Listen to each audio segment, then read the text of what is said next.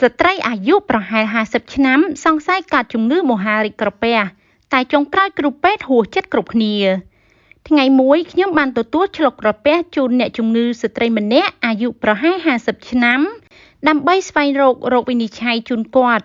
ព្រោះគាត់មានអាការៈក្អួតចង្អោរគ្រប់ចំណីដែលគាត់បានបរិភោគជាប្រចាំរយៈពេល4ខែមកហើយ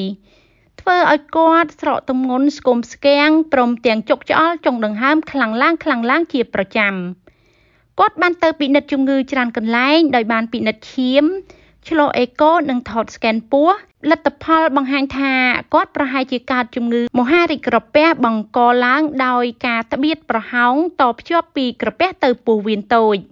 ទើបចំណីអាហារមិនអាចធ្លាក់ចុះក្រោមរួចគាត់ត្រូវធ្វើការវះកាត់ដោយសារមានការព្រួយបារម្ភនឹងស្ថានភាពជំងឺកាន់តែធ្ងន់ធ្ងរឡើងគាត់ក៏បានមកពិនិត្យបញ្ជាក់បន្ថែមនៅមន្ទីរពេទ្យគាត់ត្រូវបានឆ្លុះក្រពះស្ថានភាពពេលដែលខ្ញុំបានឆ្លុះចូលទៅដល់ក្នុងក្រពះរបស់គាត់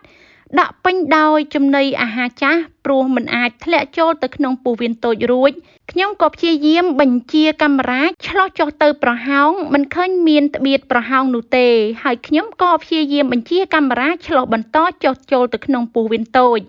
ខ្ញុំបានសង្កេតឃើញគាត់មានដំបៅយ៉ាងធំកំពុងតែហើមខ្លាំងនិងរលួយ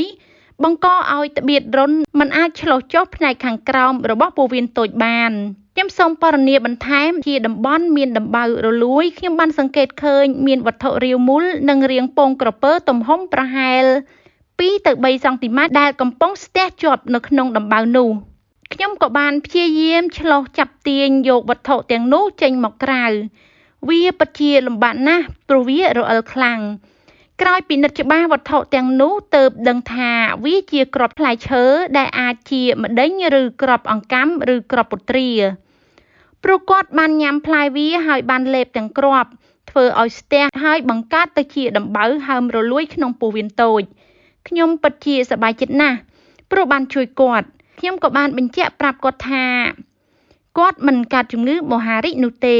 តែមានរឿងមួយគួរឲ្យហួសចិត្តនិងមិនគួរឲ្យជឿនោះគឺពេលខ្ញុំឆ្លុះត្រួតពិនិត្យក្រពះគាត់ឡើងវិញដោយព្យាយាមបឺតលាងចំណីអាហារចាស់ដែលដក់ពេញក្រពះគាត់ស្អាតក្រុមការងាររបស់ខ្ញុំពិតជាស្រឡាំងកាំងណាស់ព្រោះក្នុងក្រពះគាត់នៅសល់គ្រាប់ផ្លែឈើប្រហែល30គ្រាប់ទៀតអ្វីដែលខ្ញុំសូមរំលឹកក្នុងករណីនេះគឺថា